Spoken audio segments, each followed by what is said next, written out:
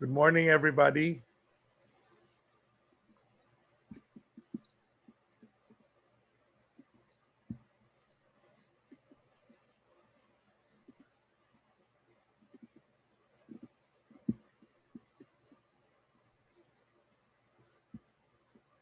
Okay.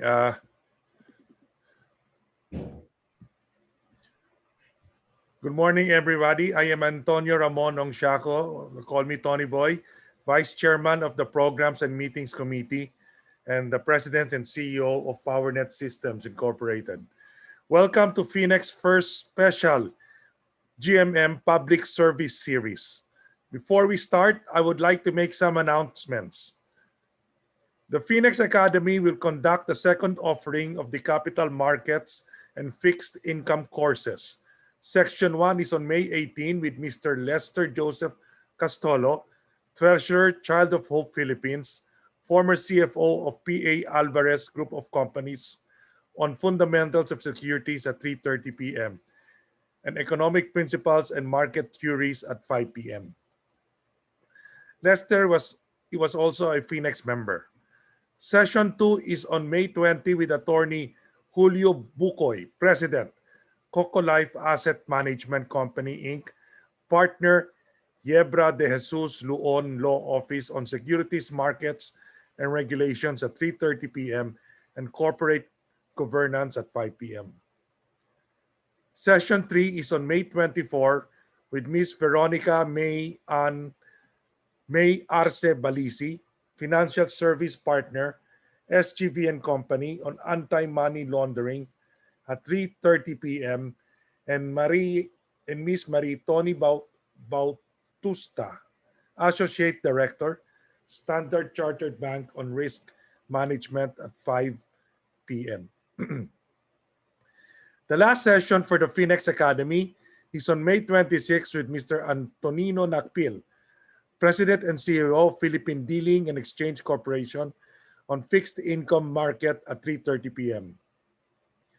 On May 19, the regular monthly general membership meeting will be sponsored by the Environment Committee with the theme Renewable Energy and Energy Security. Can we do both at the same time? The guest speakers are Energy Secretary, the Honorable Alfonso Cusi, and Mr. Richard Tantogo, President and CEO of Energy Development Corporation, with panelists Jose Jerome Pascual, Jeng Pascual, Chairman of Phoenix Research and Development Foundation, and now retired CFO of Pilipinas Shell Petroleum Corporation, and Mr. Carlos Caloy Real Cervantes, Group CFO of Power Source Group Development Corporation.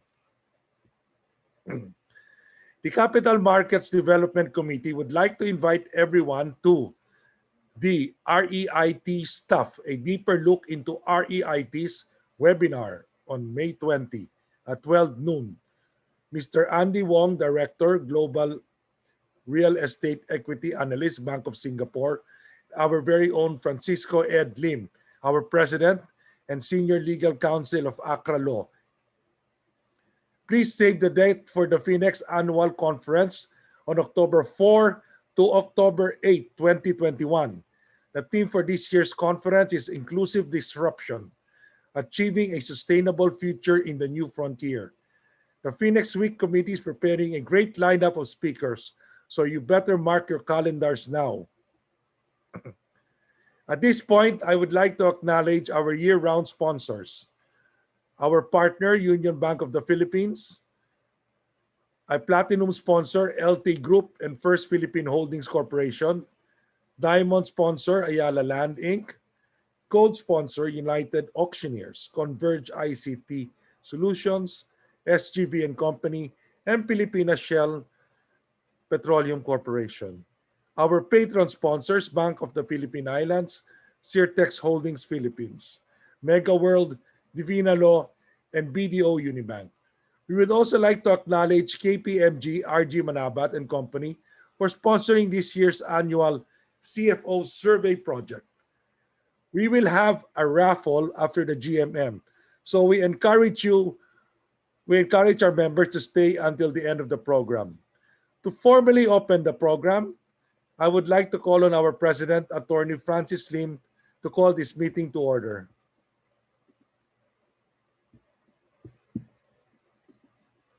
Francis?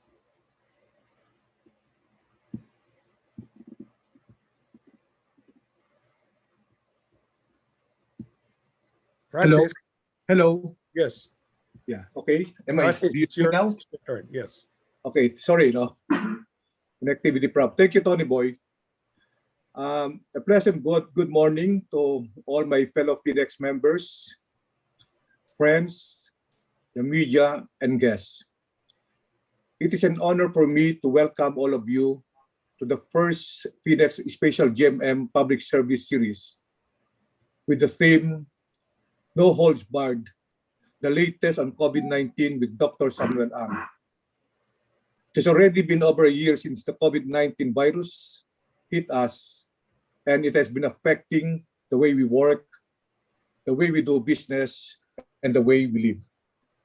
Recently, new variants of the virus were detected, causing the spike of cases and deaths not only in our country, but globally. In the Philippines, COVID-19 cases are nearing our homes.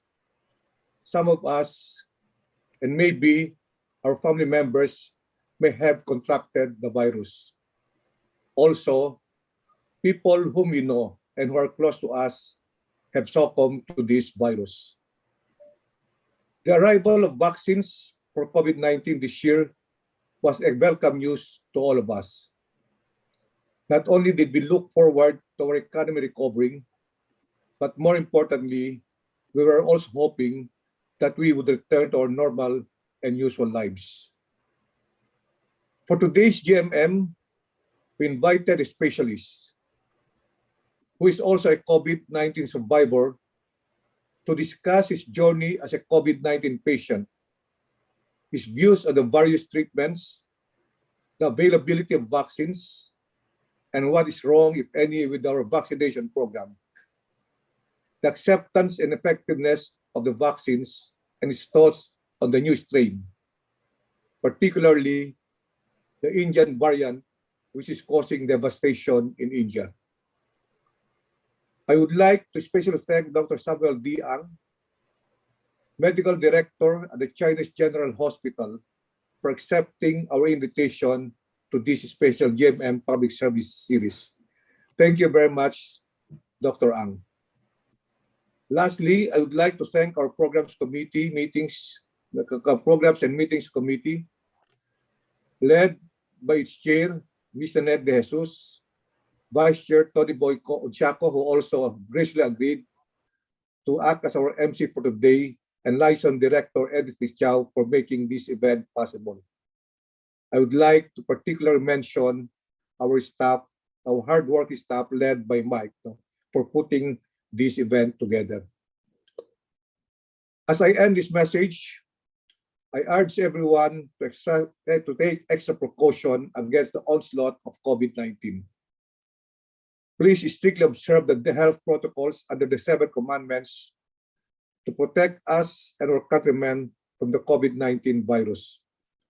This includes simple things such as wearing masks, wearing a face shield, social distancing, frequent disinfection, adequate ventilation, and isolation of symptomatic and COVID positives. Tony Boy has mentioned some of our upcoming events, and we will continue to update you of more, particularly on developments of our major trust for this year. And we fervently hope that you will attend these events and that your board and management continue to receive your support. Maraming salamat at mabuhay ang Phoenix. Thank you, President Francis.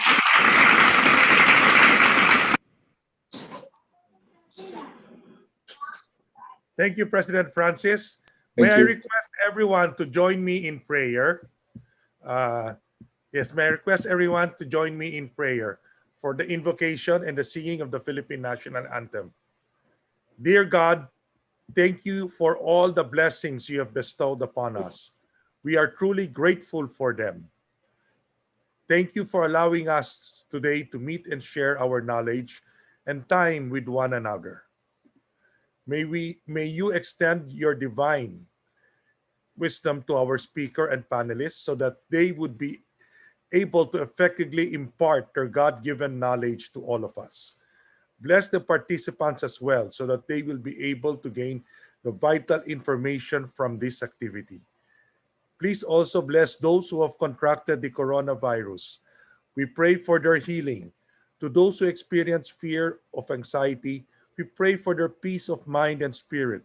For all families who are facing difficulties between food on the table or public safety, we pray for policies that recognizes their predicament. And to our public officials, please give them wisdom and guidance in this pandemic battle. We pray this in Jesus' name. Amen. Let us now all sing the national anthem.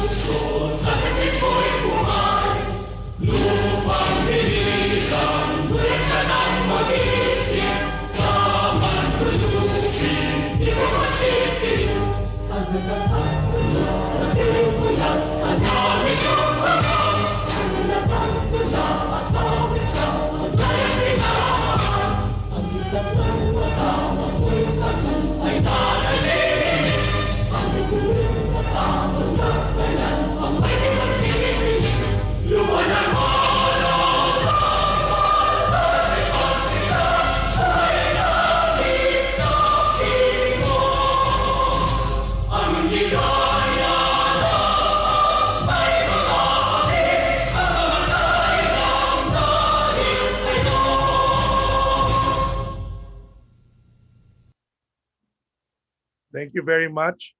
At this point, I would like to call on back our president to give his opening remarks. President Hello. Francis, Okay, again, I'm Tony Boss. to go for your opening message, sir. Yeah. Yeah, I already did kanina. Okay. Then at Yeah. this stage, I would like to call on our membership committee chair, Mr. Caloy Cervantes, to induct our new members. Good morning, everyone. We will now induct the following new members. I will call on the name, state the company position, the company, and the sponsor from Phoenix, current membership. First one is Ms. Christine Grace A. Bandol, President and CEO of PNB Mizuho Leasing and Finance Corporation, sponsored by Florencia G. Tariela. Please put on your camera so we can see your faces. And the next one is April Lynn L. Tan, VP, Vice President, Head of Research, Chief Equity Strategies of COL Financial Group, Inc., sponsored by attorney Francisco Ed Lim. And finally, we have Alain Charles J. Veloso, partner, corporate and commercial M&A practice group of Kisumbing Torres, sponsored by Carlo Enrico Lazatin. So to add solemnity to the occasion, may I request all members to kindly open your camera, and may I call on our president, Francisco Ed Lim, for their oath of membership. Thank you. Thank you very much, Kaloy. May I request the inductees to raise the right hand, please, and follow after me. I state your name. I, Alain Charles J. Veloso, Having been accepted as the member of the Financial Executive Institute of the Philippines, having been accepted as a member of the Financial Executive Institute of the Philippines, do hereby solemnly swear do hereby hereby solemnly swear that I will faithfully discharge to the best of my ability that I will faithfully discharge to the best of my abilities my duties and responsibilities in the pursuit of its goals and objectives, my duties and responsibilities in pursuing the goals and objectives, that I will protect and uphold its constitutions and bylaws, that I will that protect protect and uphold its constitution, and bylaws, that I will abide by its code of ethics, that I will abide by its code of code of ethics, ethics, that I will observe the highest professional, moral, and ethical standards, that I will I will observe observe the highest moral and ethical standards, standards, and that I voluntarily impose upon myself this obligation and that that I I voluntarily impose on myself for this myself this obligation obligation without mental reservation or purpose of evasion. without mental mental reservation or Sure. purpose of evasion. So help me God. So help me God. Thank you and welcome to Phoenix. Thank you very much.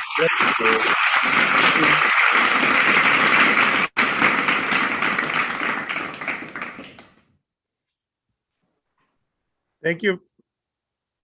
Welcome to our new Phoenix members. Congratulations. And may I now call on Miss Edith D. Chow for the introduction of our guest speaker. By the way, it's also comforting to know that mas marami na kaming kalbo dito sa mundo na ito. Edith? Good morning, Tony Boy. Good morning, everyone. I'm happy to introduce to you our keynote speaker, guest of honor today. He's Dr. Samuel Ang. Currently, he's the medical director of the Chinese General Hospital with specialty in surgical oncology. He is also the president of the Surgical Oncology Society of the Philippines and chairman of the Department of Surgery at the Chinese General Hospital. He is also a director emeritus of the Cancer Institute of the St. Luke's Medical Center and the founding member and board of trustee of the Philippine Breast Cancer Society. By the way, Dr. Samuel Ang, he started as a medical director just in time for the COVID last year.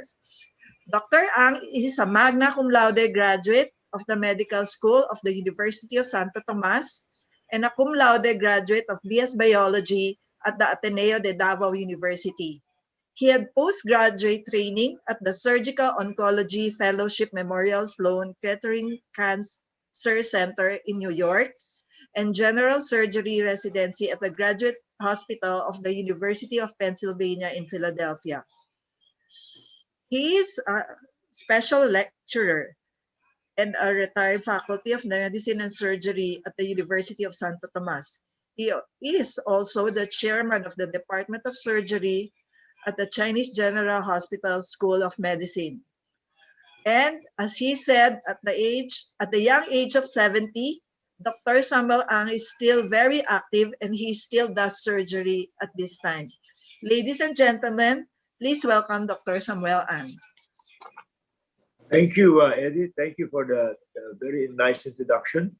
And I'd like to thank the Phoenix for inviting me. I'll do my best to answer questions. As mentioned by Edith, I am actually a practicing surgeon. I was given the task of running the medical director of Chinese Gen, and under the leadership of James D. and his subordinate, Mr. Galicia, Chinese General Hospital has been at the forefront of this fight against COVID. Now, when Edith called me a few weeks ago about appearing here in Phoenix, I was very doubtful because actually I'm not the real expert on COVID, but I have good teams here. We have training programs in medicine, internal medicine, and we are a non-profit, non-stock hospital. It's been around for 130 years now. Just a little background on Chinese Gen. It is actually owned by the Chinese community of the Philippines.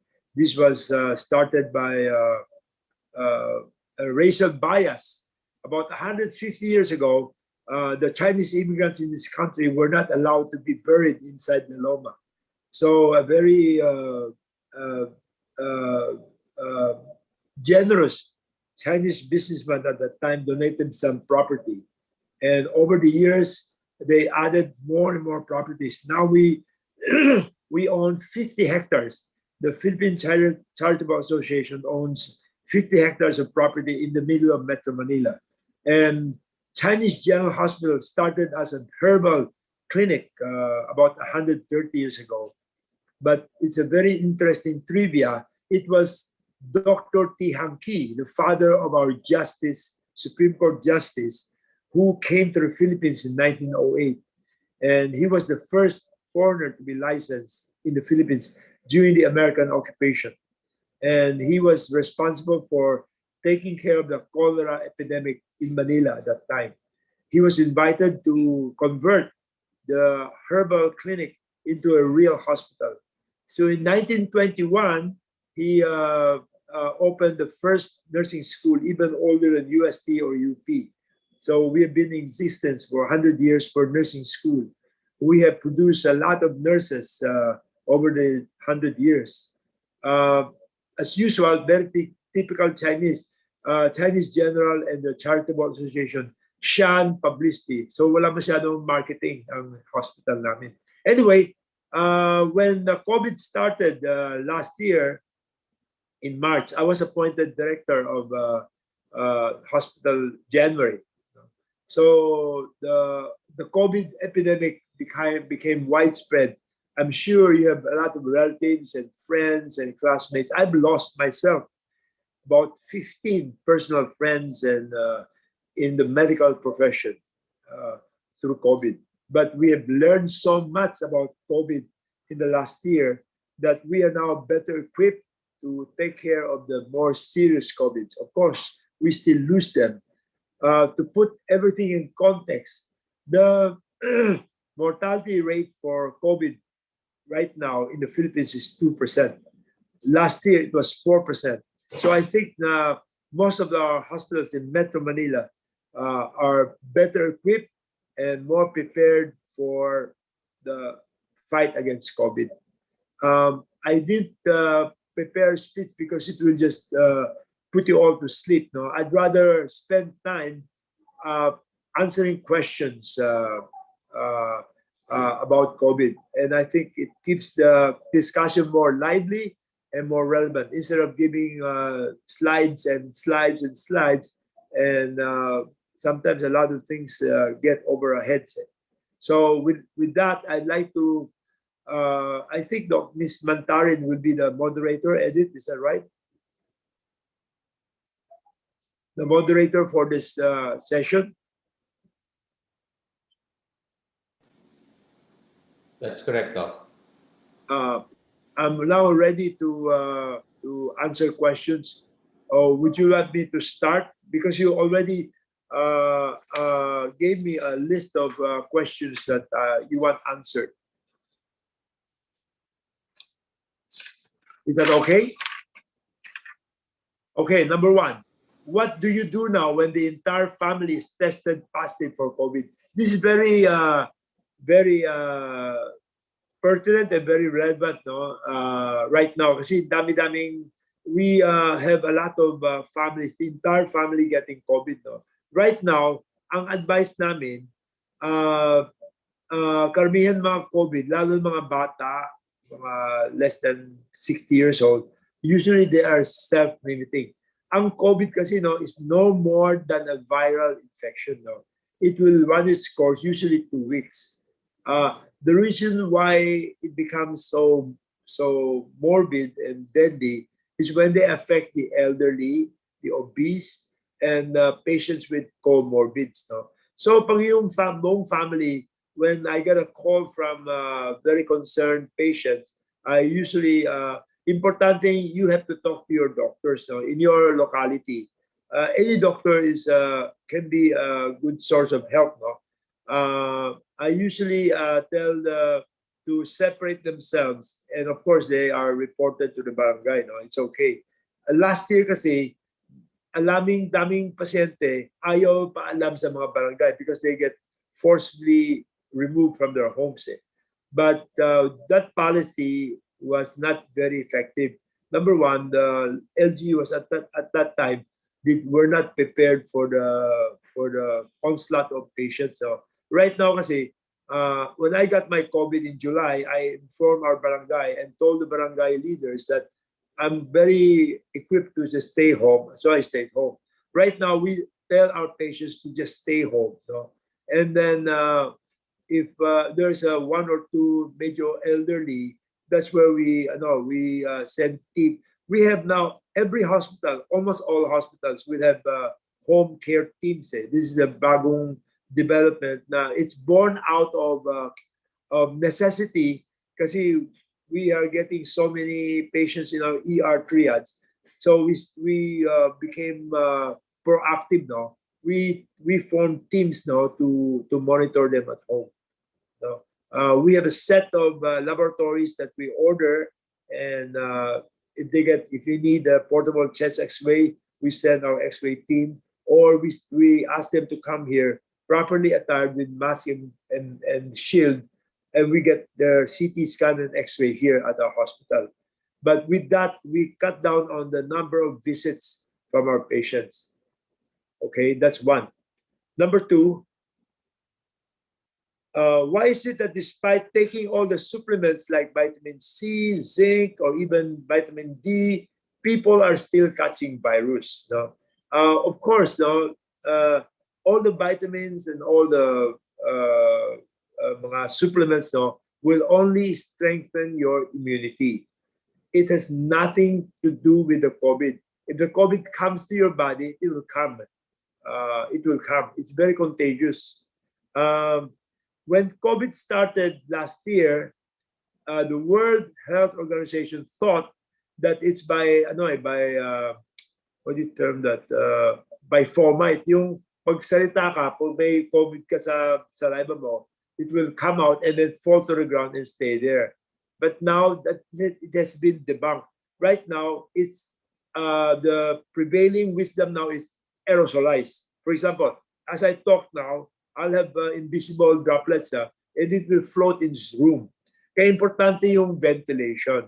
This is something new na I think it's a good thing to bring home, no? Kayo mga the audience, no? Ang di ba nasanay tayo sa aircon, closed door na walang ventilation, no? Walang circulation, no? So ang sabi namin sa mga pasyente ngayon, open the windows. We are back to the 50s and the 40s na big windows we are a tropical country. We have a lot of breeze, no? And breezes are helpful for not transmitting COVID. Now, kung naka-central air conditioning sa mga big building, we encourage HEPA filters, no? So importante yun, HEPA filters. It's impossible for you to open windows. For those who cannot stand the heat, HEPA filters are in order.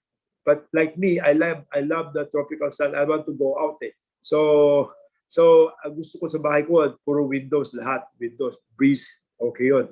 Now, yung mga vitamins yan, it will only help you increase your resistance, but it will not stop virals from coming into your body. Okay? Now, in relation to that, yung ivermectin, I'm sure it's the back of everybody in the audience about ivermectin, no? And for those of us who read Bibles and all the junk in the email, you get so confused, no? You have a group of physicians, lalo sa America, kasi tayo, America-centric tayo.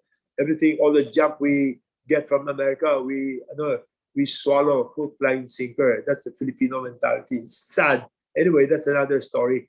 Anyway, I want to caution you about ivermectin. No? You've read it in the newspaper before, or in the last several days. Now, all the 41 medical associations in the Philippines say something against ivermectin. No? Kasi ang problema ng ivermectin kasi, kami mga doktor kasi, we like to base our judgment, our recommendation on solid evidence. No? The mantra now for kami mga doktor, kasi when I was growing up, when I was a resident, We rely on anecdotal wisdom from our professors. You know, yung one surgeon will say, in my experience, blah, blah, blah. That has been, has been, hindi naman debunk.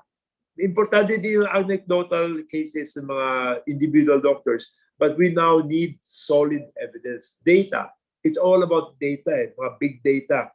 The same with ivermectin, no? It has to go through a process called clinical trial. For example, one group with the same symptoms of COVID will get ivermectin, and another group will get nothing, placebo. But the same capsule yun, placebo. Hindi alam ng doktor, hindi rin alam ng pasyente na he's taking ivermectin or not. Now, all the studies so far, yung very rigid randomized data collection, walang benefit ang ivermectin. Okay? Now, you compare that to a very vehement group of doctors and patients pushing, and politicians pushing for ivermectin for everybody. Now, ako personally, I can only mention this, my personal bias. No? A lot of my patients ask me about ivermectin. No? Number one, all of you know in this audience that ivermectin has been around for a long, long time. No? In fact, you've read the discoverer of ivermectin, the Japanese and American, got Nobel Prize for creating or for finding out this gamot to help parasite infestations among animals sa Department of Agriculture. And most of the ivermectin are for veterinary use, for the animal grade. When ivermectin became popular about a few months ago, I always joke it. Sure, ivermectin works if you're a horse. But seriously, I think there's now medical grade, human grade ivermectin being produced mostly in India. No? Ako naman, I'd rather kung magiging available sa Pilipinas, rather na it's done na lang it's produced by reputable factories now with human grade ivermectin. Now, regarding the efficacy, itong problema. We have many doctors, Landrico, it comes to mind. Dr. Landrico is a very good doctor. He has a personal experience. But you always have to remember 98% of COVID infections will get well. No? Importante ito, no? So you're talking about 2% that will do badly. Now, how do you prove? How do you prove that ivermectin will prevent severe to COVID, severe illness causing death? Mahirap i-prove yan eh. Right now, I think PGH will start a small clinical study, but it will take maybe a year before we have the answer. But a lot of there are ongoing hundreds of clinical trials all over the world about looking at ivermectin. So far, unfortunately, most of the studies walang benefit. No? But in my patient, Doc, wala pang vaccine eh. Pwede ba ivermectin? Ako personally, I said, okay, go ahead na. I don't think it will do any harm if you take one tablet every 2 weeks. No? It's like taking aspirin. So, but ang problema ng ivermectin in the Philippines, if kami mga doctor encourage them, everybody will take ivermectin left or right. This will give people a sense of false security. That's where the problem lies, though. A person will take ivermectin, and pag may COVID siya, hindi, okay na ako, kasi may ivermectin na ako, I'll just take it every day. Hindi niya alam na if you take ivermectin daily, you have toxicity sa liver. And we have a lot of anecdotal case reports from hospitals na patients taking ivermectin at home without medical supervision and getting toxic effects of the ivermectin. Yan ang problema. I think it's born out of, I think my personal feeling is it's born out of frustration kasi wala pang vaccine. I think the solution is more vaccination. If people get vaccinated, they won't take ivermectin anymore. So my word is, ivermectin, kung gusto mo once every 2 weeks, okay lang. But make sure you're intelligent enough to know your body, to know the consequence, and please talk to your doctor. Any family doctor will be knowledgeable. No? Yeah. Doc, Now, yeah. yeah, since we're answering questions, no, may I ask follow-up questions to that one? Yeah, good, better, Yeah. better. Yeah, so in the case of ivermectin, doctors have been prescribing it even before it was approved by the FDA for human use. So what would be the liability of the doctors who prescribed it in case something goes wrong, for example, with the patients? Because I've heard stories too, like you, about people in mental distress when they were brought to the emergency room and so on in hospitals here. Well, yun ang problema, no? The FDA gave what we call EUA, no? Emergency Use Authority, no? It's a very good tool, no? We have EUS for all the vaccines existing now. Kasi to tell you the truth, vaccine has only been around mga 6 months, diba? Nag-start yung Pfizer Moderna in December. And they, true to its word, President Trump at the beginning of last year gave, I think, if I remember, about $30 billion or $20 billion and asked Moderna, Pfizer to develop a vaccine, no? A warp speed unit, warp, no?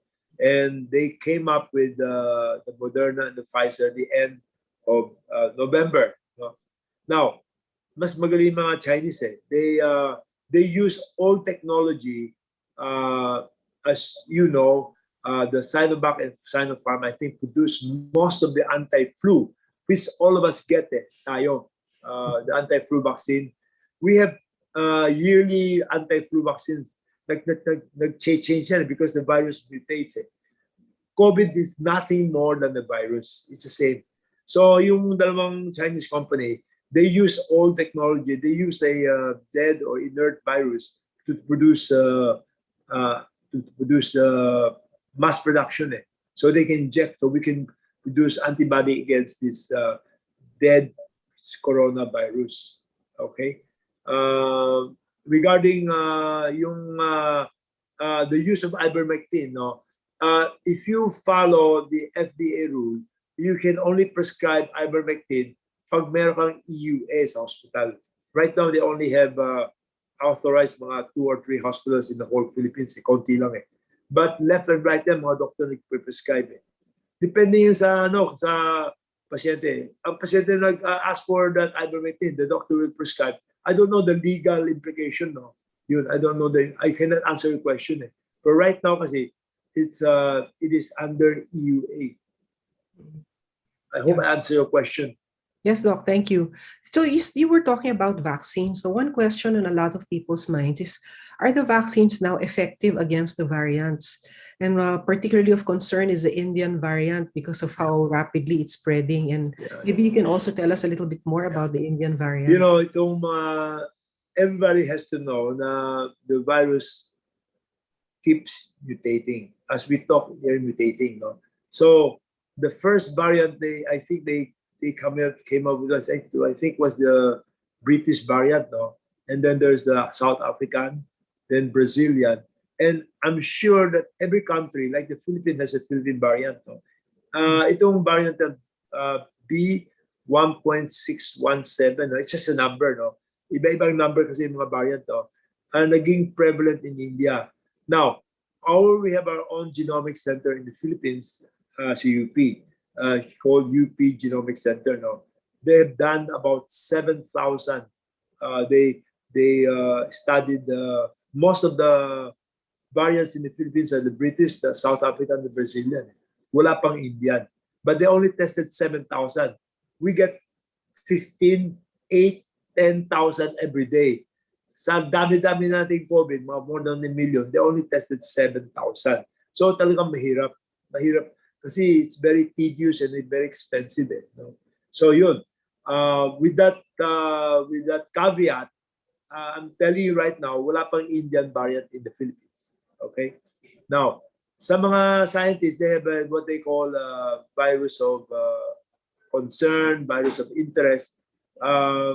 Itong Indian variant, it's already upgraded to virus of concern. No? That means they'll have to keep looking for this variant. So far in the Philippines, wala pa. But ang notice nila sa India, that's why it's so contagious. Buong family gets infected. It's wala pa dito. Now, regarding the efficacy of vaccine against the variant, nobody has the answer. I tried to research it. Wala pa talagang answer. Pero the educated guess is the old-fashioned vaccine will probably work better than kasi yung Moderna at saka Pfizer, they use what we call the RNA messenger. They use the RNA of the cell to produce the vaccine, no? Samantala yung Gamalaya, yung Astra, Sinovac, Sinopharm, they use the old technology, use the entire virus to produce the vaccine, no? So logically, kung ako lang, in my simple mind, I think na it should work. It should work. Mhm. Now, But they were go saying ahead. that the AstraZeneca is only 10% effective against the South African variant. Is that correct? I don't know that. Sino sabi nun? That was in the news that it was only 10% effective. But nako. I'm not sure what trials were conducted to. Alam mo, hirap. Alam mo, everyone's talking like the experts, but we are still learning, like me. And I'm not even at the forefront of research. I'm only reading, just like you, all the Bible messages and all the. Kami siguro we have a little advantage. We have Medscape. And all of us, yun ang maganda sa itong internet. Everybody has the same knowledge. We don't know.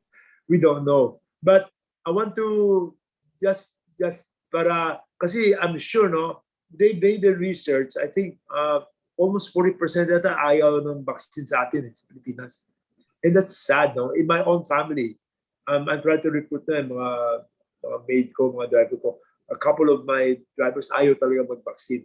Have this fear, no? I'm sure all of us will have that kind of. Iba yung anti-vaxxers sa Pilipinas, sa Amerika. Ang anti-vaxxers sa atin, more of education, more of fear, no? So, ang importante dito sa atin, we have to educate even our house. Kasi it doesn't matter kung house mo. Ang feeling ko, my theory is they have to vaccinate everybody in Metro Manila before we will get out of this mess. No? Now, I want to say something about yung sinasabi na Sinovac 50%. Are you aware of that, Ms. Mantarin? Yes, yung please. Pfizer 97% yung Pfizer, yung Moderna 95%, Astra, mataas din na Astra, mga 90% din. Yun binibase yan sa tinatawag na clinical study. Remember I told you about clinical study before, yung mga big data, blah, blah, blah. Sinovac, when they came out with the first phase 3 clinical trial, they were doing the trials in Brazil. No? Ang ginawa nila, they targeted the healthcare workers. No? The group na receiving the Sinovac and another group receiving placebo. And they found out that even in health workers getting the Sinovac, 50% of them still got corona. So, kaya yun ang number na nag-stick sa people's mind na 52%.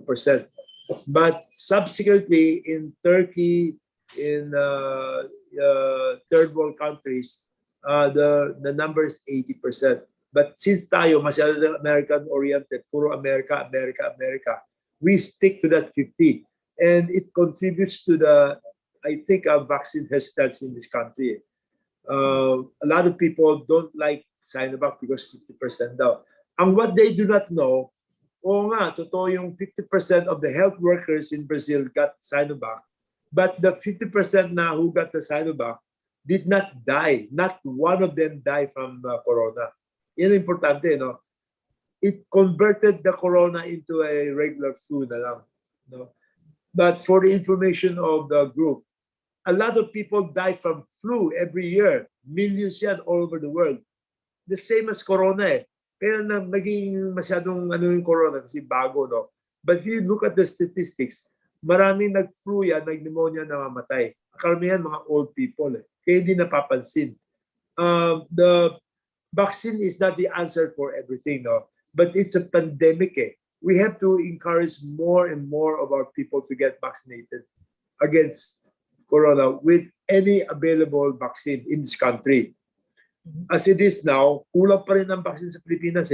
Although the government is doing their best, I think they're anticipating more and more vaccine in the coming months, and I'm happy for that. No? Hopefully, if we can vaccinate 80% of our population in Metro Manila, our economy will take off. It's about time. Yeah. I think the social distancing is useless. How can you social distance in the middle of a slum? We have 5 people, 7 people living in the area. Now, it's almost physically impossible. The only way is to vaccinate them. I hope I answered your question. Yes, Doc. And you know, there's a lot of questions on vaccination. Go ahead. Interest. One of the questions on vaccination is mixing and matching. So some people, because like you said, no, yung Sinovac, they're afraid 50% lang. So after they get their 2 shots from the LGU, they'll get Moderna later on in the year. So is that advisable? And the other one is, I'm sure you're aware, there are studies ongoing now. No, there's something in the MIT Technology Review that it may actually be advisable to have different first and second shots. And even the order though is important, which one comes first, the RNA or the regular one, because they work differently in the body. But of course, it's still studies right now, no, very early studies. So, Doc, what would you say to people planning to have a second series, no, 2 shots of Sinovac now, 2 shots of Moderna later, or whatever? Is it advisable? Can it cause any harm? Are there any side effects? Or should they have one of each? And there's even a question, is it okay to have 3 Sinovac shots? Okay, good question. I have a confession to make. I plan to get Moderna later, mga December, kasi I plan to go to the States for my son is going there sa July, no? So I'll get a Moderna just because the Americans do not recognize Sinovac. But the answer is, I think the answer is yes. You cannot get over-vaccinated. No? Now, we do that with flu. We don't even think about it. Every year yan, pag may season, we get a flu shot every year. This is no different. No? So, pero yung mga ganyan, yung mga galing sa mga privileged group yan You have to think about the 100 million Filipinos who can get even one vaccine.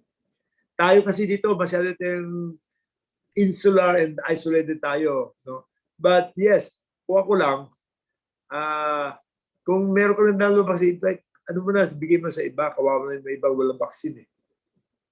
But the efficacy of vaccine, nobody knows. Even Moderna, even Pfizer. Kasi they started vaccine November lang only June or May lang ngayon 6 months. But right now, mayroon pa But one good thing is we have now what we call neutralizing antibody determination. It's already available in most labs. Siguro kung hindi ngayon, baka in a few weeks, there are many now in the market made by the big companies like Abbott, Ross, even the Chinese brand Maglumi. But I think personally, I like the C-PASS, C and PASS. This is developed by the Singaporean technology. We should be proud, Asian to. And it's already approved sa FDA. May konting authority ako kasi my own daughter-in-law, Dr. Daphne Ang, is a molecular pathologist. I think she's the most qualified molecular pathologist in the country. So I always ask her, she's teaching me every night. Kasama ko sa bahay. So, according to my daughter-in-law, Daphne, C-PASS daw is the most, for her, is the best. You know why? Kasi it measures the antibody that is very important, the neutralizing antibody. There are 2 types of antibody pala, binding and neutralizing. The neutralizing antibody is the one that will protect you from corona. The binding, wala So, yung mga determination, like the big companies like Abbott, they give you a number lang na mayroon kang antibody. But they cannot tell you daw kung neutralizing or binding. Right now, technology favors CPAS. Yun. Okay. Yeah. So, Doc, another question on vaccination, no? Well, they said in case the brand of the first jab is not available when the booster is due, can one be vaccinated with another brand? I think the questions related to Astra, di ba? Yung Astra, na unang dumating yung Astra. Kami mga health workers, we got Astra. Yes. Now, Oo. di ba, naging problema because of the blood clots. But to put things into perspective, yung mga blood clots, no, if you take birth control pills, you're a young woman, your chance of getting a blood clot is higher than getting blood clots when you get vaccine with AstraZeneca. Is that clear? Yung mga women taking birth control pills, there's a risk of blood clots. Hindi lang masyadong na-emphasize. No? The chance of getting a blood clot is 4 out of 1 million. 4 out of 1 million. So you have to put everything in context. Naging exaggerated sa newspapers, sa mga Viber. No? If you smoke, your chance of getting a clot is higher pa than if you get COVID. So everything is perspective. Yung mga smoker, your chance of getting blood clot, maski wala kang vaccine, will be high. Pero I think na wala na yun. Wala na yun. So Astra now is back in the Philippines, and I'm happy to hear last week na si Concepcion, Joy Concepcion, they're already allowed to import, and half of their imported Astra will be donated to the government. So kami mga health workers, will get our second dose na. So pag may Astra ka na una, wait na lang for your second dose. And then get the neutralizing antibody sometime few months later. Pag mataas pa ang neutralizing antibody mo, no need to get another vaccine. Give it lang to somebody who needs it more. Okay. So you would recommend getting the test, no? And Doc, brilliance pala runs in your family with your daughter. No, by marriage, we are so lucky that she became an ang. Naging si Katuli yung ang. She's from Cebu, Doming. She's from Cebu. She's the granddaughter of Simon Trading. So your son was smart enough to marry her. She was stupid enough to sagot to my son. My son is a plastic surgeon. Both of them trained in the States. They came home 6 years ago. Good for them. Good for us. Then talk another question on vaccination, no? Because we're having the COVID vaccine now and there's a timing issue, what if you get an anti-rabies shot within the 14-day window when you're not supposed to get another vaccine? Are you going to be required to get a COVID vaccine again as a first shot? I wouldn't know the answer to that. I wouldn't know the answer to that. It's very rare naman you get. I don't have dogs kasi I don't know. But I'll find out. I don't know the answer. But if you get anti-rabies and then you cannot get the COVID, tama ba? Yan sabi mo? Question? Yeah, or will it impact? Kasi sabi nila, Doc, diba, if you get shot, COVID, don't get any other vaccine within 14 days. But what if you're bitten by a dog and you have to have an anti-rabies shot? Will you have to repeat your first shot? Using logical thinking, I don't think it matters. That's my personal opinion. Kung ang COVID vaccine kasi specific for COVID lang yung rabies na ibang vaccine ibang virus So I think that they can work together. Baka ito mga ganyan, mga precaution lang yan.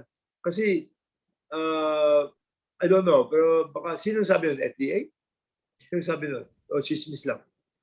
No, normally that's what they say when we ask sa center, like when I was vaccinated, sabi no vaccines within 14 days. So it doesn't make sense to me, but I'll find out for you.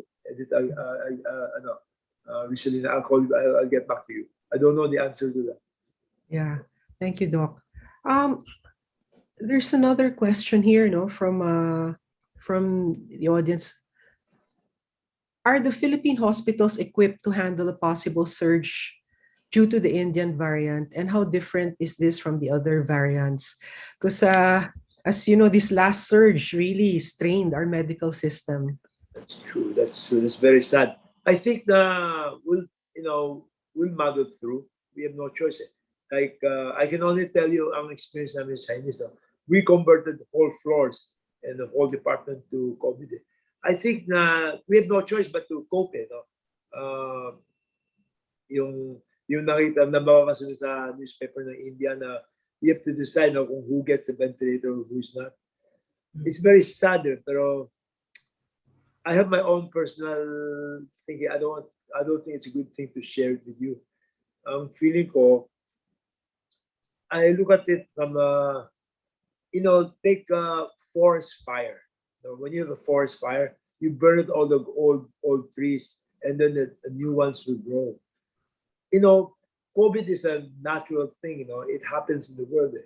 That's if you are religious, you say na it's God's plan. If you are science-based, that's how nature renews itself. You do something, and then the strong ones, survival of the fittest. Unfortunately, kami mga doctor, we are forced to make decisions. Like ventilators. The DOH. I'm not advertising for DOH. I'm saying DOH is looking at the problem, and they are not. They are helping us get ventilators. May bago ngayon yung tawag na high nasal flow cannula. This is just a cannula that we put here, and they will force a big amount of oxygen into your airway system. That helps a lot kasi di man lahat kailangan intubated. Kasi pag intubated yan with ventilator, may sariling problema. The high nasal flow cannulas have really helped us in fighting COVID. Mhm. Yeah. So the answer to the question is we have more medicines now, like yung remdesivir, antiviral yan, and we have oral now, yung Avigan. Avigan, favipiravir, it's been around Japan for the last 20 years. In fact, it's an anti-flu medicine across. You can get it over the counter. Walang prescription yan. Pag Japan daw, pag may flu ka, you take Avigan. That's a brand name by Fujifilm. They own the patent. Now it's generic. It's all over. You take 2 tablets for 3 days and okay ka na sa flu. About siguro mga late middle of mga last year siguro, pumayag ng FDA to issue EUA for favipiravir or Avigan. I've used it a lot. In fact, one of my prescriptions became viral pa nga. When a very well-meaning patient, a Chinese he thought na he took the Avigan, the favipiravir, gumaling siya. So he wanted to share. So he put it in a WeChat group, and then somebody translated the WeChat to English. It became viral. Yeah. But yun yung sinasabi ko, we have the oral anti-flu now. How do you take care of the entire family may COVID? I usually give favipiravir by prescription. But you have to get the favipiravir inside the hospital with EUA. Not all hospitals. What about there are all these medicines now? There's even that one of ERAP that supposedly which is a 6 million per shot. What about patients who can't afford all these medications? Okay. Some word about leronlimab. Ito. Yeah, leronlimab. That's right. Leronlimab is this. Have you heard of tocilizumab? Yes. Ang COVID kasi, you have to understand there are 2 phases, the viral phase and the inflammatory phase. Yung viral phase, yung regular flu. Once the virus stays in your body for a long time and you are not taking care of the virus, it will cause your body to mount an inflammatory response. That's the one that will kill you, the inflammatory response. Now, yung virus itself will die off in 2 weeks. It will die. It has to die. No? But before it dies, it will cause your body to mount what we call inflammatory. It's a very, parang ironic na it's your body's response to a viral onslaught that will ultimately kill you. Mhm. You understand? Yeah, the immune system goes into overdrive, basically. Yan. So, parang you just shoot a gun and shoot yourself. Mamatay ka. Okay? Now, yung control ng ban, sarili. Your body just forces you to get it and shoot yourself. Now, yung mga tocilizumab, yung leronlimab, yung tinatawag na hemoperfusion, we do dialysis for patients mga 2 times. All these medicines and all this treatment will cut down on the inflammatory response. That's how it works. Tocilizumab has been proven to help moderate the severe overdrive ng immune system natin. Leronlimab is one of them. Leronlimab is very effective for HIV. In fact, it will revolutionize treatment of HIV in the whole world. Now, this small company in the US thought about using leronlimab on COVID, and in a very, very small study, nag-work it. Now, how ERAP got the leronlimab is another story. Okay, but it's not true na 6 million, 5 million. Puro chismis yan. That's not true. Right now, it's for free. ERAP got it for free. Walang pera, walang pera. Problema lang, it's approved by FDA for EUA only. Only a small number of hospitals get them. And they come in trickles. Konti lang, yung company gets about 200 vials or 100 vials. Konting-konti lang. Kasi wala pang FDA approval sa Amerika eh. Eh tayo naman mga Pilipino, we always look at America. But if you have to wait for American approval, parang PCR test yun eh, last year. At the beginning of COVID, we were already pushing for PCR test from mga kids made in China. Ayaw ng FDA kasi wala pa ng American study. How can you have American study kung wala pang COVID dun? Nauna ang China, di ba? The same thing happening with so daming bureaucracy eh. That's another webinar. Daming bureaucracy. Tayo kasi puro America tayo. We should start looking east eh. Dami natin mga rules na based on puro American. Eh, standard natin, hindi lang American eh. Anyway, leronlimab is quite effective, but it has to be given at the right time eh. But if you give it too early, useless. Give it too late, useless. ERAP is lucky. Yeah. Okay. It is not expensive. It is no pressure pass. Wala pang price eh. They're still undergoing clinical study. Oh, so hindi totoo yung 6 million? No, chismis yun. Chismis. Chismis.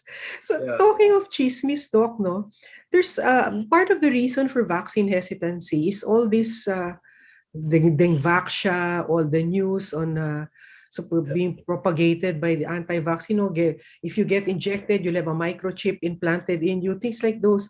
So how do people know whether a source is reliable? Where should they go? Welcome to the human race. Welcome to the human race. There will always be suckers every day, you know, one born every second. So a lot of people will believe what I'm biased. Ito I want to say something about gene therapy, blah, blah, blah, Moderna. That's all baloney from America. There's a group of mga crazy people in America na yung mga vaccine ng measles, ayaw nila, mga bata nila. Lalo sa mga redneck country like Oregon, dami mga rednecks doon na walang alam na just because they speak good English, you listen to them, wow, galing niya. Mga bobo lahat yun eh.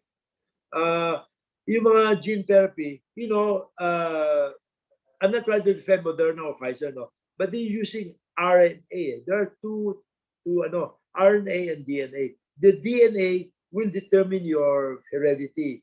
That's where the depository of all the genetic code. RNA, ano lang yun eh, houseboy, yung messenger lang siya.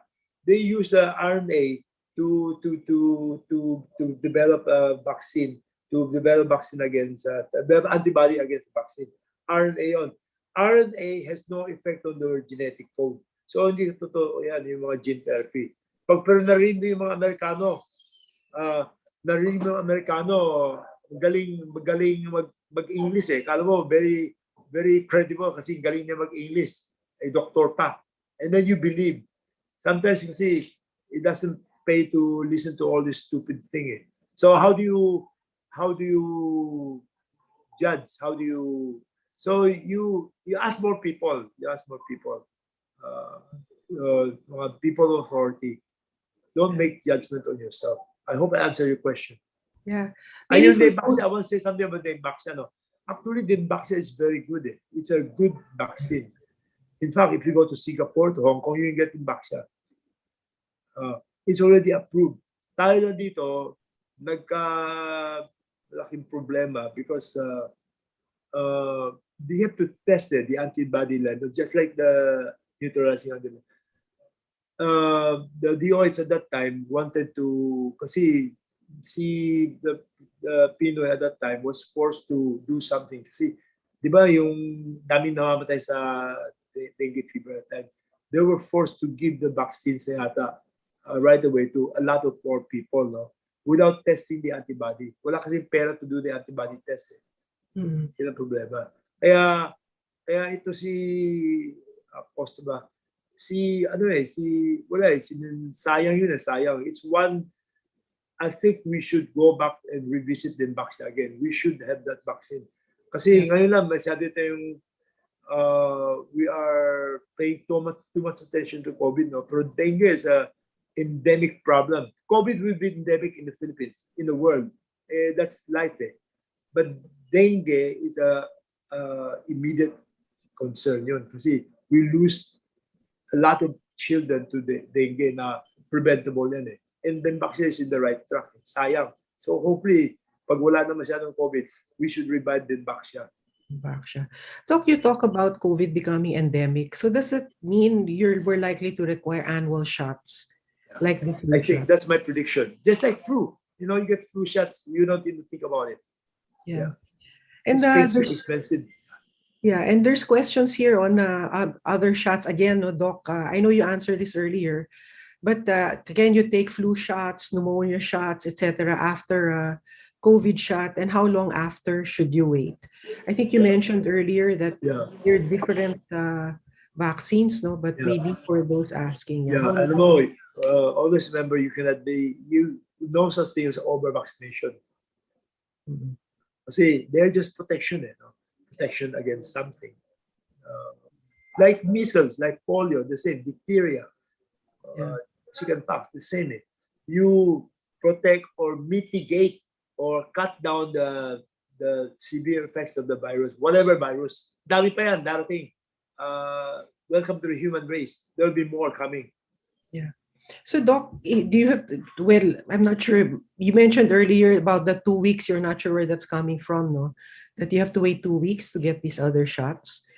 Does that also apply to flu, to pneumonia? That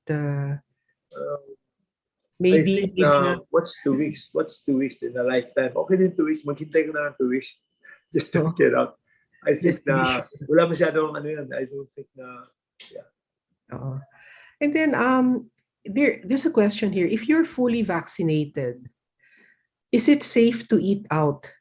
Okay, that's a good question. That's a very good question. Alam mo, one vaccine, walang protection yan. One vaccine. In fact, we vaccinated 3,000. I can tell you the data from our hospital. 50 of us got the COVID right after the first dose. After the second dose, wala na kaming na-reported dito sa hospital. Wala na. So, even if you get 2 vaccines na, you may still get virus in your nose. And siyempre, it will not infect you, but you are potentially capable of transmitting. Kasi I told you it's aerosol, di ba? When you talk. So, I think na, ako lang personally, I think na wearing a mask is good. If you remember, you go to Japan, even mga tao na walang problema, they wear mask. I think kung magiging way of life ang mask dito, I think it's good. It's good hygiene. Good hygiene. So in answer to the question, pag dalawang vaccine ka na, you can eat out. The answer is yes. But still, you have to be considerate to the other people na walang vaccine. Kung lahat tayo may vaccine, walang problema na. I'm not sure na there's an article about a small town in Brazil. You come across that? The small town in Brazil. Yeah, a small town, Serrano yata, no? They did an experiment. They gave Sinovac to all the 50,000 population there. Wala nang COVID. They injected everybody. I think na I think I just heard yesterday na Pfizer ba approved na up to 12 years old above. Okay na. Like 12 years old. Right now kasi walang data on pregnant, walang data on people younger than 18 or 16 years old. Just because wala silang number one clinical data, phase 3, blah, blah, blah. Ito yung mga we have to work with that. Yeah. Doc, a lot of questions pa rin ng vaccination, sorry. You mentioned earlier that you may need annual vaccinations, no, from COVID. So how long after? Is it really annually, or is it 6 months? Some people are saying they may be good only for 6 months, and then you need to have another shot. Chismis yan, chismis. Chismis. Nobody knows eh. I told you, di ba, nag-start ng vaccination November lang. Ito na in May. So, that's the reality of the whole world. We don't know eh. We don't know. Nobody knows. Even si Fauci doesn't know. Yeah. Pero based on our experience with other vaccines, good for a year siguro, a year. A year. So don't worry about it. Just get your vaccines and worry about the re-vaccination later. We barely have enough for first-time vaccine. What about those who have gotten COVID? How long after? Yeah, sabi na, thank you. Initially, they say mga 3 months. Ngayon, they cut down to 3 weeks yata, 3 weeks. 3 weeks. Pwede na. 3 weeks pwede na. So, Yeah. Doc, there's several questions here on effectivity, no? Yeah. One is, how do you know if the vaccine was actually effective? I guess it's a little harder, no? And then this one has been going around, so you may want also to address this, that after you get your second injection, that's when your immunity is lowest, which seems counterintuitive. Yeah, maybe you can address that. Chismis yan, chismis. Yes. That's not true. I don't know why people have imagination now. If you talk to the real scientists, they don't even know that that's not true. Immunity to other viruses, I don't know, but immunity against COVID, okay na. Chismis yan. So the COVID shot does not really decrease your immunity, even against other illnesses, I suppose. No, you have to, common sense, take good care of your body, no smoking, drinking konti lang, not too much. Don't be obese. Take care of diabetes, take care of blood pressure. Commonsensical thing, protect your body.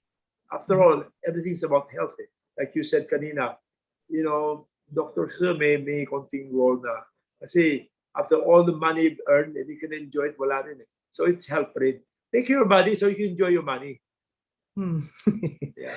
Now, what if you already have comorbidities? No, want some questions here. Well, what if you're a severe diabetic? Can you still have it, and which brand? What if you have an autoimmune disorder? Good. Well, diabetes mo na, no? Alam mo, for those of you who have diabetics, we have now almost a revolution of new anti-diabetic drugs. So all you need to do is get a doctor, a family doctor, to take care of. You can control your blood sugar. The secret of diabetes is control. Look at Gary Valenciano. He's a juvenile diabetic since bata pa. Look at him now. He's very healthy. He's almost like 65. I don't know how old is he. He's a senior citizen. But he took care of his body. And juvenile, wala siyang insulin sa katawan. And he has to inject himself insulin every day. Look at him. He took care of his body. He's alive. He'll have a good, productive life. So, yung high blood, yung diet mo, just take out the salt. Ako personally, I don't take salt anymore. Take out the salt. Tayo mga Pilipino, puro patis kasi. Hala, patis ng patis. Masama yan. Patis is bad for you. No? Yung mga things na you're sick and tired of hearing, yung mga don't take too much fat, you cut down your rice, exercise for free, exercise. Any exercise, walking, anything. So, commonsensical thing of taking care of your body, you can already protect yourself against any viral infection. And you can take vitamin C, take the sun, libre. Ayaw mong sun, you take vitamin D, yung zinc. Lahat yan pwede. But it all boils down to common sense. Yeah.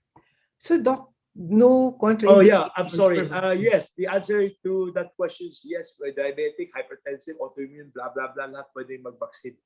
Yeah. So any type of But talk to vaccine, your Doc? doctor. Talk to your doctor with supervision konti. Lalo yung Yeah. mga autoimmune, no? But right now, I asked some of the experts. Sabi niya, pwede naman. Mm-mm. The only side effect for vaccine is allergy to vaccine. It sounds ironic, no? What do you mean by allergy to vaccine? How do we know? We don't know. The only way to try. So sa mga vaccination center, we have epinephrine ready. Yung mga antibite na some people get an antibite, they get severe allergic reaction. The same thing with vaccine. Pero infinitesimally very, very rare. Konti lang yun. Yeah. Yeah. So any vaccine, no? By the way, to the one who was asking about mRNA vaccines, if you have autoimmune, I just wanted to mention, Doc, if you don't mind, my sister has autoimmune and she had Pfizer in the US. So Okay lang, di ba? Yeah, Okay okay lang. na. Yeah. No problem. Yeah. Yeah. So and then in terms of effectivity, how when it becomes effective, no? Yung Sinovac, several vaccines, they said Sinovac becomes effective only after 2 weeks. Now some people are saying 1 month. When does it take full effectivity? After Well, what? yeah, good question. No? After the Good second dose, question. rather. When does it take full effectivity? I'll use me as an example. I was able to get a C pass now. I got my C pass determination about 3 weeks after my second dose. My number is 77. The cutoff is 30. Above 30. Above 60, I can give na my plasma to, have you heard of convalescent plasma? Yung na COVID na, and they donate the plasma to mga COVID patients. Yung sa mga clinical studies sa America, yung convalescent plasma, CP, wala daw effect yun eh. So wala na. But anyway, ang point ko, I have enough antibody to protect myself. Yeah. So usually mga 4 weeks after the second dose. Yung Astra daw, ito anecdotal observation. Yung mga first dose na may antibody na rin eh, neutralizing. I see mas malakas ang Astra talaga. Kaya mas maraming side effect eh, mga fever, may headache, may myalgia. Yung Sinovac, wala eh. Walang side effect. Mm-hmm. Yeah. So Doc, this is a fun question. Can you have contact with your partner after you've recovered what do you call this? After recovery from COVID, and when? Yeah, you should do it every day to make up for lost time. Of course, yes. Make sure your partner is also tested negative. Okay now. So this is after you're already negative, I suppose, Doc. Yeah, Anytime yeah. after So you you're do it every day to make up for lost time. And then on the antibody test, I think there's some interest in this. No, where can you get the test? Yeah. This is the Well, fast test. and there's a diagnostics clinic. Advertise ako. Chinese will have one. We are studying the validation today. Hopefully, next week meron yan. Any regular lab, you better make sure na you check kung yung maraming nag-advertise na for antibody, no? You check na kung meron mang neutralizing antibody yan or just regular antibody. Iba yan eh. Iba. Okay. But Chinese will have one. Yeah. Yeah, and how long after inoculation should you test for those antibodies? I would say mga 4 weeks, 6 weeks after. There's no rush unless you're going somewhere. No rush. You can do it na lang. It doesn't matter. Mas importante, pag na-vaccine ka na, you will protect the people na you're facing now wala pa vaccine. Kung lahat kayo vaccinated na, wala nang problema. Like in a household, kung lahat kayo vaccinated, wala kang problema. Yung small Brazilian study, perfect yun eh. I don't know what proof do they want pa. Yung small town, they go all they got was Sinovac, the entire 50,000. Wala nang COVID dun. Makes sense, common sense. Okay. Here's one on pregnancy.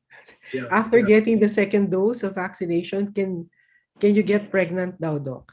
Yes, by all means. Yeah. In fact, I think the antibodies, if you give birth, will pass through the milk, right, to the child. Yeah, that's true. Yeah. Okay. We have a question on age. Can a 16-year-old take a vaccine? Do that. Ako personally, I think so. A 16-year-old body is no different from a 28-year-old body. Common sense yun. Problema lang, we base again on clinical study, blah, blah, blah. No? Wala kasi study on below certain age.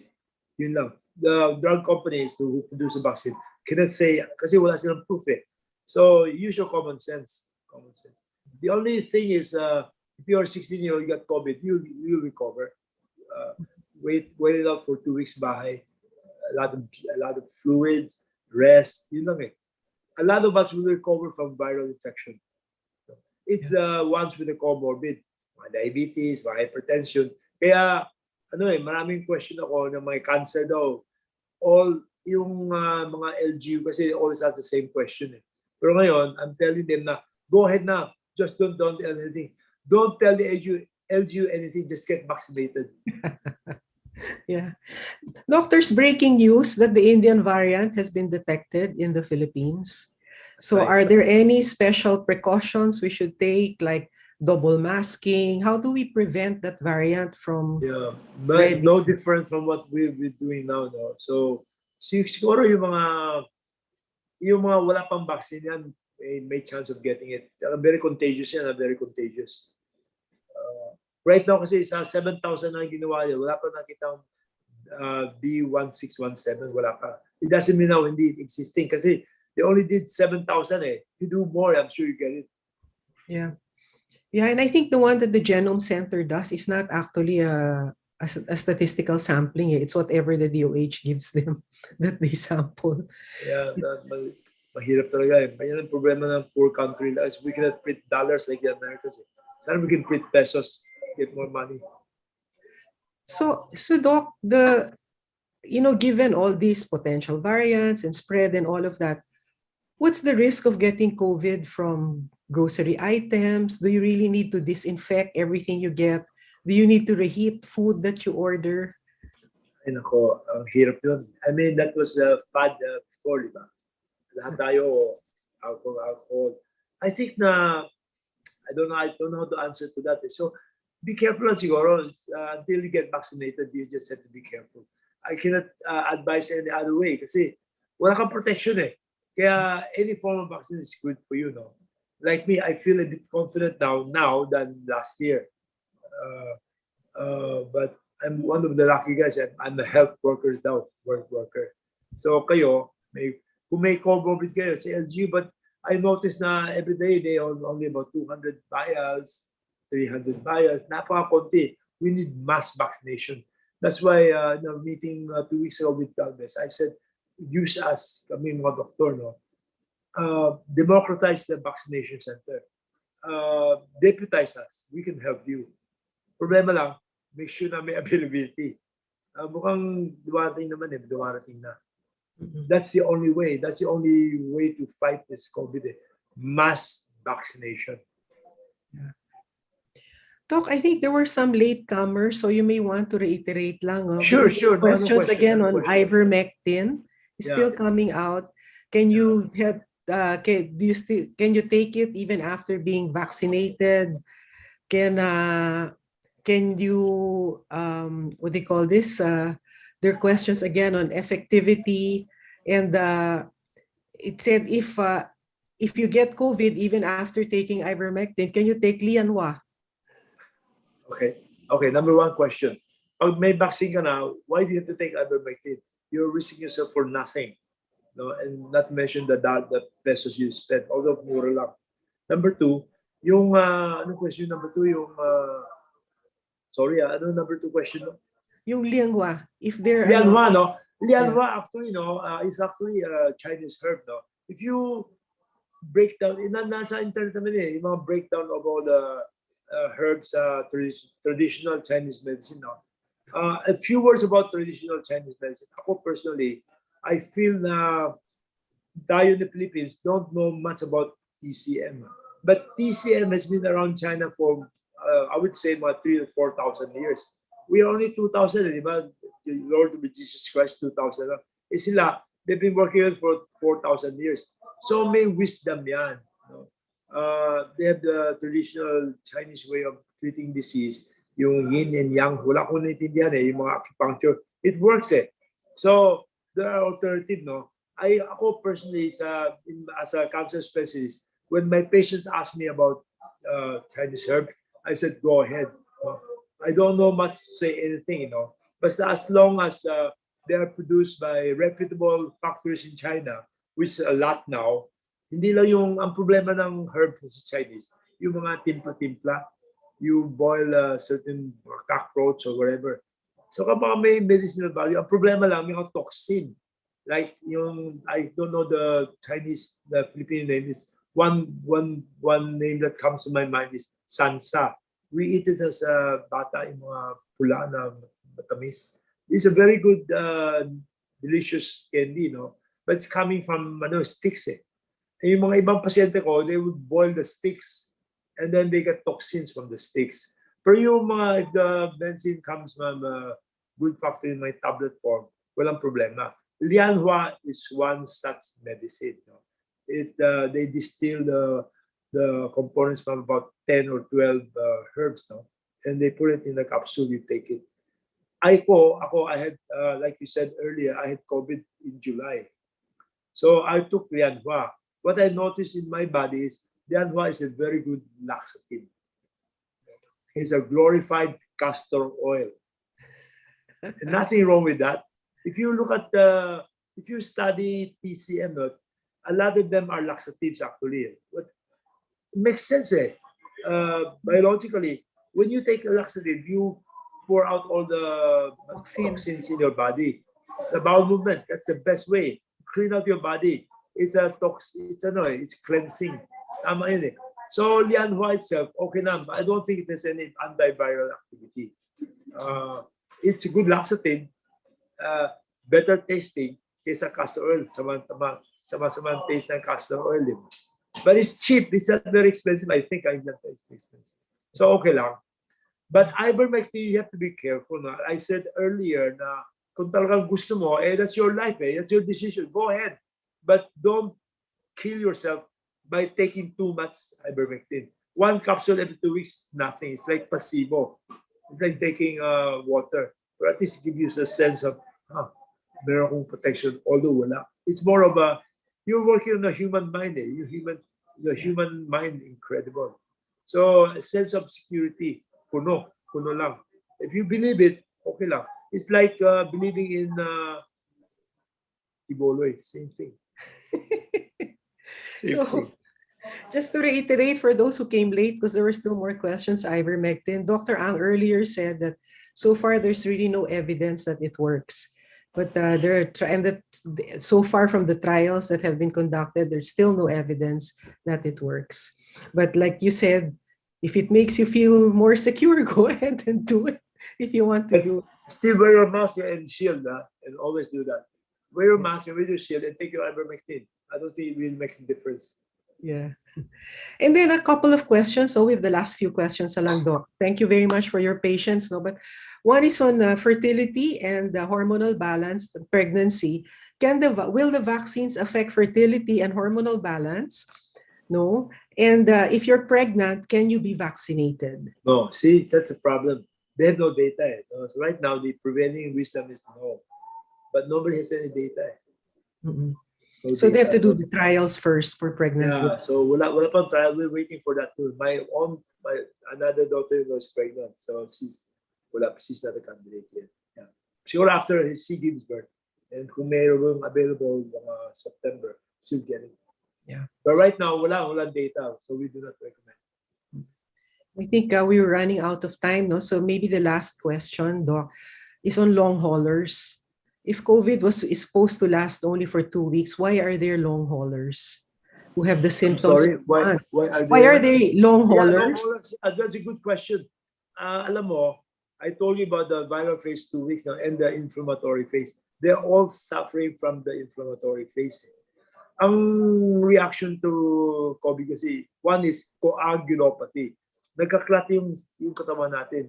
In fact, a lot of our patients now recovered from COVID die of heart attack, die of pulmonary embolism. And those who don't die kaagad, when they go home, they have a chronic lung problem. Kaya yung mga smoker, most of our mortality are from mga smoker population. They cannot get the lung pathology out of the system. Some people last for a year. Nahirapan huminga. I talked to, of course, Dr. Roddy C. He had the severe. I was lucky. My experience with COVID was when I got it in July, I had mild symptoms. But at that time, remdesivir was not approved for mild. It was only approved for severe. Sa loob ko, sa utak ko, why do I have to wait till I become severe before I get remdesivir? So, since I'm a doctor and have access to medicine, I bought remdesivir, injected myself at home. And now, they're giving remdesivir now for mild. Now, see Rodisi, he had it in March at the beginning. He almost died, Dr. Rodisi, a very famous cardiologist. I was talking to him last night. He still feels the effect of when he climbs up the stairs, he's still short of the breath. Kasi it lingers sa lungs. But if you are not smoker, at least you're better chance of getting rid of the lung effect. Okay. Sorry, Doc, huling hirit. There's a question here on we call this the oxygen concentrators. Is it advisable to have it in your home? Yeah, good question. Alam mo, they are only good for about 4 liters, 2 liters. Konti lang eh. Kung kaya mo, okay na yan. No? But sometimes kasi, okay lang yun. The answer is yes, you can get one, but not too expensive, I think. But you can get one at home. Yeah, it helps. And maybe you can comment, this huling-huling na talaga to. Yeah, okay lang. Can you comment on the pace of the arrival of the vaccines? Now, why is it so slow? And when will all these vaccines really come in? Yeah. And will they really come in? Yeah. Alam mo tayo sa Metro Manila, against establishment tayo. Whoever's in place, in power, you're always against the Metro Manila. Mga intellectual na tayo, kuno. We keep criticizing the government. I don't work for the government. I don't work for them. Ang feeling ko, alam mo ba yung Sinovac? I'll just give you an example of Federation. I helped them kasi in the planning process. Only 500,000 vials. Wala silang, the demand is so much na wala silang, they have no more allocation for us kasi hindi kaya ng factory. So, yun ang problema, yung supply, not us. Ang dami kong nababasa na criticizing government left and right. Pero ang problema yung source din eh. May problema din. I think na the government man, wala nang tax, wala nang pag-vaccine, mabilis naman eh. It's the source eh. Yan ang problema. The Sinovac vaccines were supposed to be available to the Federation in, I think, March eh. Magiging June na. Kasi kulang ang back order. Dami. They've already given 300 million vaccines worldwide. Sinovac lang, China lang ang may capability of supplying it. The other country is India. But India now, they stop export kasi they use it on their own. But hopefully in September, mukhang marami yata eh. There's gamalay, konti lang, 15,000, but I think a million will be arriving soon. Konti-konti eh. We need a lot. In Metro Manila, we need about a minimum, I think, mga 15 million. Okay. I think that's the last. Already we've run out of time. Dr. Ang, thank you very much for your patience. Even for me personally, this has been very informative, and I'm sure for all our attendees, it's also been very informative. Thank you very much. Okay, bye-bye. Thank you very much, Risa and Dr. Ang, for your and for Risa for moderating the question and answer portion. Was very, very well done. And thank you very much, Dr. Sammy Ang, for raising this meeting. At this point, I'd like to turn over to our President, Attorney Ed Lim, to give you a token of appreciation, or he can read the token of appreciation to you. Thank you very much, Ed. Dr. Ang, Risa, for that very able moderation. May I now read the plaque of appreciation or recognition? The Financial Executives Institute of the Philippines presents this plaque of recognition to Dr. Samuel B. Ang, Medical Director, Chinese General Hospital, in recognition of his generosity in sharing his invaluable time, knowledge, and insights as the guest of honor and speaker during the special GMM Public Service Series of FIDEX with the theme, No Holds Barred, the latest on COVID-19 with Dr. Samuel Ang. Given this 11th day of May 2021, signed Francisco Edlin, President, FIDEX. Again, thank you, Dr. Ang, for making time for us and for that very, very informative answers that you have given to questions, which, as you know, were very interesting. No? Just to show that the questions just went to show how the thirst for knowledge on these vaccines and the COVID-19 pandemic, no? On the part of FIDEX members. Maraming salamat, Doc. An honor. It's my honor. It's my honor. Beautiful plaque. Thank you. I hope I deserve it. Dr. Thank Ang, you. the token of appreciation will be sent to your office. Oh, wow, by it's a the real thing. FIDEX Libre pala Secretariat. yan? Real pala, real pala. Yeah, real yan. Real. Wow. Real yan, real yan. Real Well, yan. thank you. It will be sent to You your don't have office. Wow, thank you. You don't need to, but thank you anyway. Akala ko virtual lang. Di naman, ho. Dr. Ang, Okay, Okay. fellow FIDEX thank you, members, we will and thank you for Edith, no? making me Thank you for kulit. inviting Dr. Sami. Very, very informative. Okay, now we will have the raffle. We will be drawing 3 raffles. We have a very, very exciting prize for 3 of our members. Can I This go is now? Can the, I go? yes, Thank you, Doctor. Yes, Doctor. Thank you. See you again. Doctor. Thank you very much, Doc. Bye-bye. Bye-bye. Bye-bye. Bye-bye. Thank you, Risa. Fellow members, we will have a raffle. Secretariat, can you please show the name of the winners of the raffle? Our raffle is that beautiful handmade mask. Can we show the raffle?